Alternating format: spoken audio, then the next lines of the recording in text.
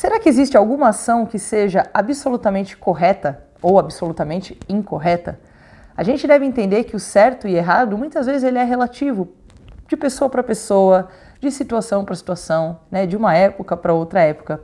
Então a gente deve pensar muito mais numa ação adequada do que uma ação correta. E a essa ação adequada a gente pode dar o nome de Dharma.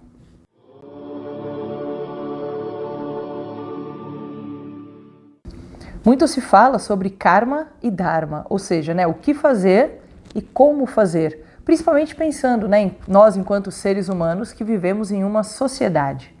Então, karma é a ação, né, aquilo que eu faço, e o dharma é aquilo que deve ser feito, né? Então existe uma ação e existe um modo de fazer essa ação. Então, o karma e o dharma.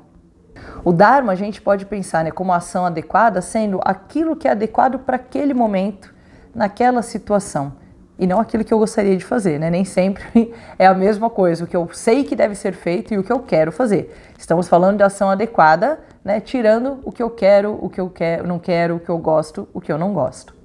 Então, quando a gente pensa em Dharma, né, numa ação dhármica, né, uma ação correta, né, adequada, a gente deve perceber que assim, o Dharma ele é guiado por, vamos pensar, numa intuição, né? Eu tenho uma certeza interna, como eu falei, né? Não é o que eu quero ou o que eu gosto, mas é aquela certeza que eu sei o que deve ser feito.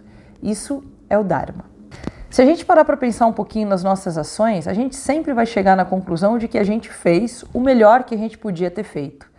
Hoje eu posso ver uma ação minha de 10 anos atrás e falar, nossa, se fosse eu hoje, há 10 anos atrás teria feito tudo diferente.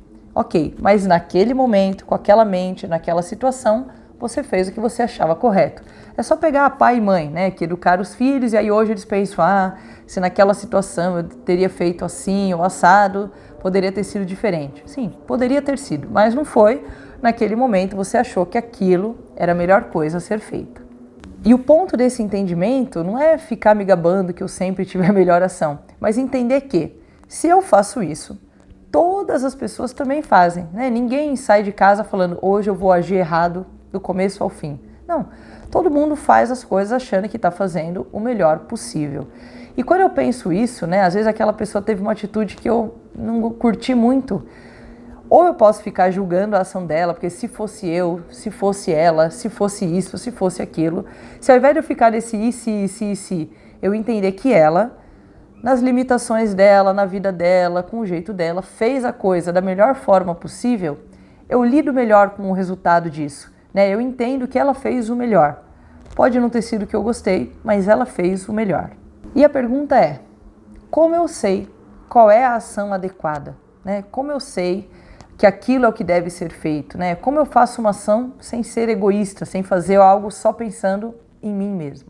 Se a gente conseguisse ouvir a nossa intuição, ela normalmente não falha. Lá dentro, a gente sempre sabe o que deve fazer. Mas algumas coisas impedem a gente de fazer essa ação que eu gostaria. Muitas vezes nos falta saber como fazer, ter coragem, de agir daquela forma. Então, muitas coisas envolvem isso. Então, para a gente poder seguir, o Dharma, fazer essas ações adequadas, a gente pode pensar em 2 pontos. O primeiro é conseguir ter um silêncio interno para que a gente possa ouvir a nossa intuição. Então, se eu tenho uma mente toda agitada, toda bagunçada, que fica com os pensamentos a mil, eu não vou conseguir ouvir o que vem de dentro. Eu vou sim agir pelo meu ego, eu vou agir pelo que eu acho que eu devo fazer, como eu posso tirar vantagem disso, como eu posso maltratar aquele, como eu posso ajudar aquele. Então, uma mente silenciosa, ela consegue ouvir o que vem de dentro. Então, a primeira coisa é conseguir essa mente. E o segundo ponto é coragem para agir. Eu ouvi o que a minha voz está dizendo, mas eu não tenho coragem para fazer aquela ação. Ou porque eu vou ter que, de repente, falar um não para uma pessoa que eu gosto, ou eu vou ter que contrariar alguém que eu gosto, ou eu vou ter que mudar a minha opinião e, de repente, vão achar que eu virei casaca, ou coisa assim. Então, eu preciso ouvir a minha mente e ter a força para executar a ação que ela propôs. E esse silenciar a mente é o que o yoga quer, Diz lá no Yoga Sutra, Yoga é a inibição das flutuações mentais, é a cessação dessa agitação interna. E para isso o yoga tem muitas ferramentas, meditação, japamala, práticas, enfim, toda a busca aí do autoconhecimento vão ter caminhos diferentes com o objetivo de chegar nesse silêncio. Então o ponto de partida é: eu quero ser uma pessoa com ações adequadas?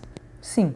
Se sim, o que eu preciso fazer para isso? Né? Como eu vou buscar esse silêncio interno e como eu vou buscar essa coragem? E aí é só começar a trilhar o caminho, que não é fácil, né? Pode ser longo, mas com certeza trará muitos bons frutos para você. Namastê, Hariom, até o próximo vídeo.